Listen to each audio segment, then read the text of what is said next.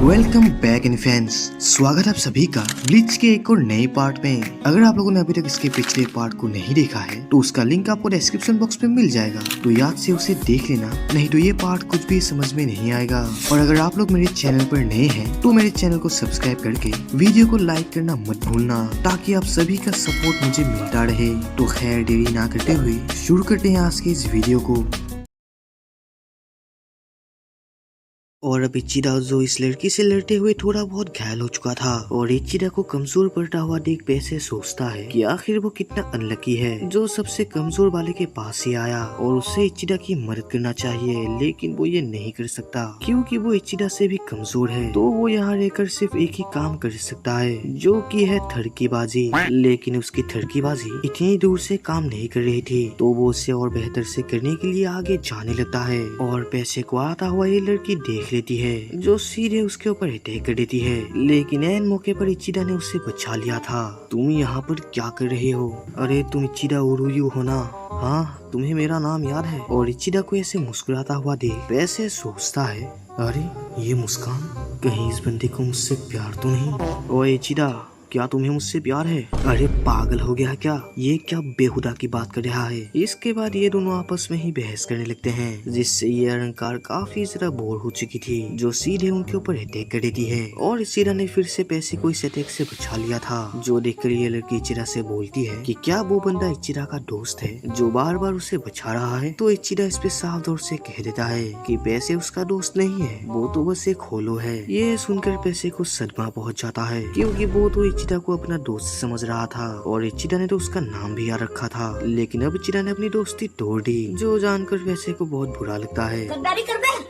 तो ये सुनकर इचिदा क्लियर करता है कि पैसे को इतना बुरा मानने की कोई जरूरत नहीं, क्योंकि उसने झूठ बोला। अगर उसने झूठ नहीं बोला होता तो वो लड़की उसके साथ पैसे के ऊपर भी अटैक करती, जिससे पैसे की जान को खतरा होता और वो ऐसा नहीं चाहता। और फिर वो पैसे से पूछता है कि आखिर वो यहाँ पर क्या कर रहा है, उसे तो इचिगो ने घर जाने को बोला था। तो इस पे पैसे बड़े ही सिग्मा मूड में कहता है, इचिदा तुमने बड़ा ही अच्छा सवाल किया। दरअसल मैं नल को खोज रहा हूँ जो कुछ ही घंटे पहले गायब हो गई। नल इचिगो के लिए रोते हुए तुम लोगों के पीछे आई थी और अब मुझे ना ही नल मिल रही है और शायद ना ही मैं किसी इचिगो को जानता हूँ। नहीं, तुम ही तो इचिगो नहीं इचिदा। अरे पागल हो क्या तुम? मेरा नाम इचिदा है, इचिगो वो है पीले बालों वाला लड़का। तो इस पे पैसे कहता है, वहाँ तो पीले बालों वाला लड़का दो था, गधे कहीं के। एक पीले बालों वाला था और एक लाल बालों वाला। वो पीले वाला याद कर गधे। लेकिन इन सब के बाद भी पैसे को कुछ भी याद नहीं आता।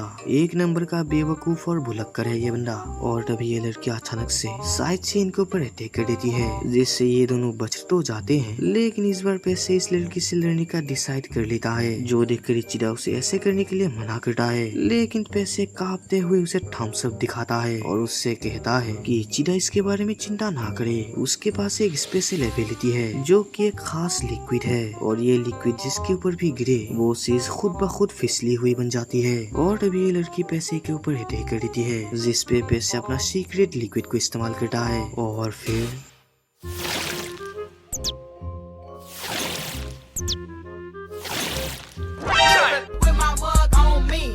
ये गोला पेशे के शरीर को टच करके उससे बिना घायल किए वहाँ से बाउंस हो जाती है। और ये देखकर ये लड़की भी काफी ज्यादा शॉक में थी कि आखिर ये पॉसिबल कैसे हो सकता है। और अब पैसे जो अपने मिशन में सक्सेसफुल हो चुका था और उस लड़की से कहता है, देखा लड़की, तुम्हारा अटैक मेरे ऊपर काम नहीं करेगा और आज का दिन तुम्हारा आखिरी दिन होने वाला है, क्योंकि तुम टकरा रही हो महान पैसे से जो तुम्हें बर्बाद करके रख देगा। और अब पैसे कुछ ज्यादा ही हवा में उड़ रहा था, जिस पे ये लड़की सीधे उसके ऊपर हमला कर देती है और इस अटैक से पैसे की अकड़ ठिकाने पर आ जाती है। और इचिदा जो पैसे को हर एक अटैक से बचा रहा था, जो देखकर पैसे भी मन बना लेता है कि अब वो इचिदा को बचाएगा। तुमने मुझे अब तक 3 बार बचाया इचिदा, और अब एहसान चुकाने की बारी मेरी है। मैं उस अबला नारी को हराऊंगा, तुम बस बैठकर तमाशा देखो इचिदा। अब ये महान पैसे क्या क्या करता है। और पैसे की ऐसी जोश देखकर वो लड़की उससे कहती है कि क्या पैसे लड़ने के लिए फिर से वही बेकार लिक्विड का इस्तेमाल करने वाला है। अगर ऐसा है तो ये इस बार काम नहीं करेगा। लेकिन पैसे भी अब सातवां आसमान पर था, जो सीधे उस लड़की के ऊपर अपना लिक्विड से हमला कर देता है। लेकिन अब पैसे नॉर्मल लिक्विड नहीं फेंक रहा था, लिटरली वो लिक्विड की एक बार ले आता है, जो देखकर ये लड़की भी शौक में पड़ जाती है कि आखिर ये पैसे का पेट है या फायर ब्रिगेड की टैंकी जो इतने सारे लिक्विड को जमा करके रख रहा था। और जैसे इस लड़की का पैर इस लिक्विड के ऊपर पड़ता है, वो सीधे ऊपर से फिसल के नीचे टपकती है।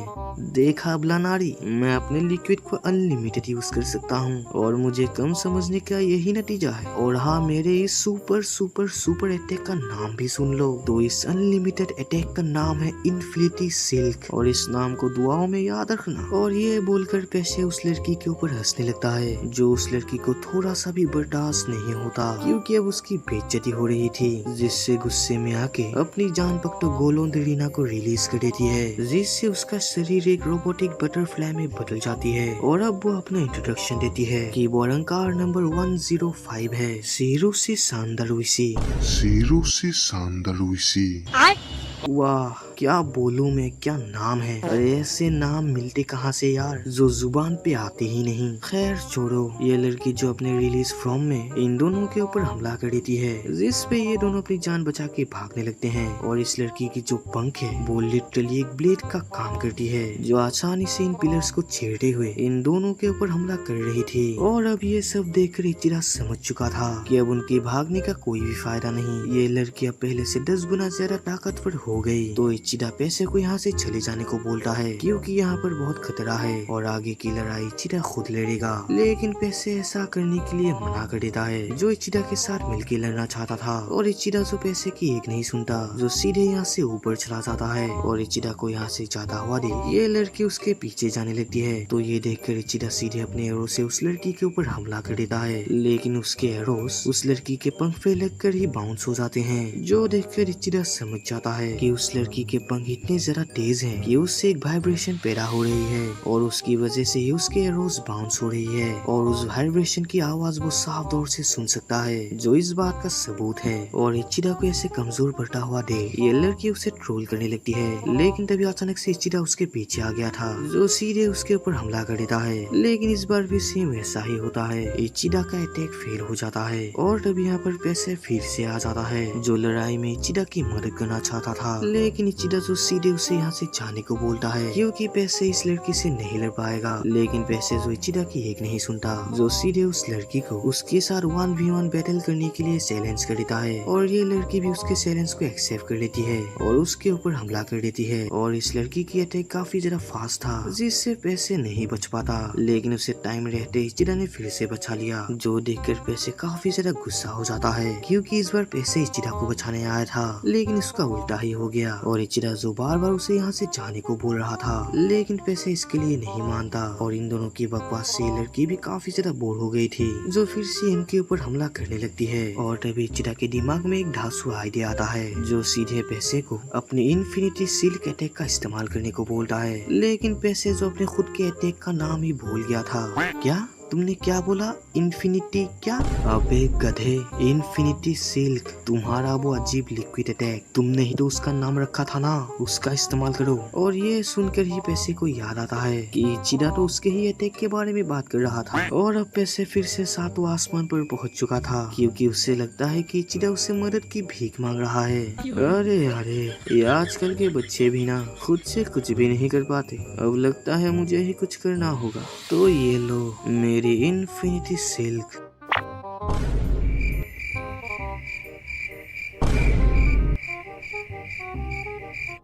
लेकिन अब पैसे के मुंह से कोई भी लिक्विड नहीं निकलती, जो देखकर वो काफी जरा जोर भी लगाता है। शायद इतनी जोर से उसकी टट्टी निकल जाती, लेकिन अफसोस ये लिक्विड नहीं निकला। और ये देखकर पैसे समझ जाता है कि उसकी लिक्विड अब खत्म हो चुकी है। ये देखकर इचिरा उसके ऊपर काफी जरा गुस्सा होता है, क्योंकि पैसे ने तो कहा था कि वो इस अटैक को अनलिमिटेड बार यूज कर सकता है, उसकी लिक्विड कभी खत्म ही नहीं होती। और उसने तो इस अटैक का नाम तक इन्फिनिटी सिल्क रख दिया था। असलियत में पैसे ने कूल बनने के लिए ये सब फेंका था, यानी झूठ बोला था। और अब इन दोनों के पास भागने के सिवाय और कोई भी रास्ता नहीं है। लेकिन तभी पैसे भागते हुए अपने ही लिक्विड में फिसल जाता है, जो देखकर ये लड़की उसके ऊपर हमला कर देती है, लेकिन इचिदा जो अपनी पूरी तेजी से पैसे को बचा लेता है और इचिदा की तेजी को देखकर ये लड़की समझ गई थी कि इचिदा फ्लैश स्टेप टेक्निक का इस्तेमाल कर रहा है। और इस पे इचिदा उस लड़की से कहता है, अबला नारी तुम गलत फहमी में हो, मेरी टेक्निक फ्लैश स्टेप टेक्निक नहीं बल्कि इसका नाम हिरेन क्याकू है।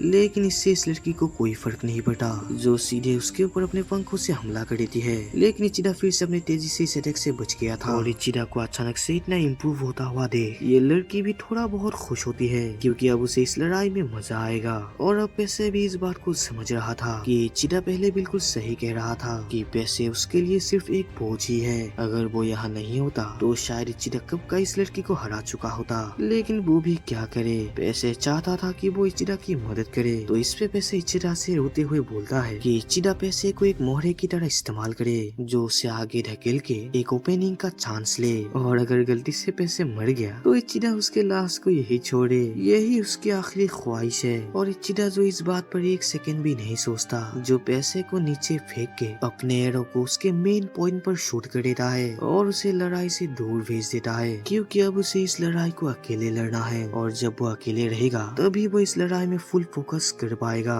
और ये लड़की जो फिर से अपने पंखों से इचिदा के ऊपर हमला कर देती है और इचिदा जो आसानी से इससे बच जाता है। और साथ ही साथ वो उस लड़की के अटैक स्टाइल को भी एनालाइज कर रहा था कि उस लड़की के ब्लेड्स आपस में बच जाते हैं, जिसके बाद भी वो वाइब्रेशन करते रहते हैं। और इस वाइब्रेशन की हेल्प से वो लड़की इन ब्लेड्स को टोटली कंट्रोल करती है, जो कि उसके हाथ के साथ कनेक्टेड है। और जब तक वो इन ब्लेड्स को ना तोड़े तब तक वो उस लड़की के ऊपर हमला नहीं कर पाएगा। और लॉन्ग रेंज के हमले भी उस लड़की के ऊपर कोई काम नहीं करते। तो अब उसके पास सिर्फ एक ही रास्ता है इस लड़ाई को जीतने का। और ये लड़की जो फिर से अपने ब्लेड से इचिदा के ऊपर हमला कर देती है और अब इचिदा जो इन ब्लेड्स को अपने एकदम पास आने देता है, जिसके बाद वो धीरे से अपने पीछे से एक और नए हथियार को निकालता है, जिसे रिलीज करते ही ये ब्लेड्स अचानक से दो हिस्सों में कट जाते हैं, जो देखकर ये लड़की भी शॉक में पड़ गई थी कि आखिर अब ये सब क्या हो रहा है। और फिर हम देखते हैं कि इचिदा अपने हाथ में एक ब्लेड को तेजी से घुमाने लगता है और असलियत में इसी ब्लेड की हेल्प से इचिदा ने उस लड़की के ब्लेड्स को काटा था, यानी लोहे को लोहे से काटा।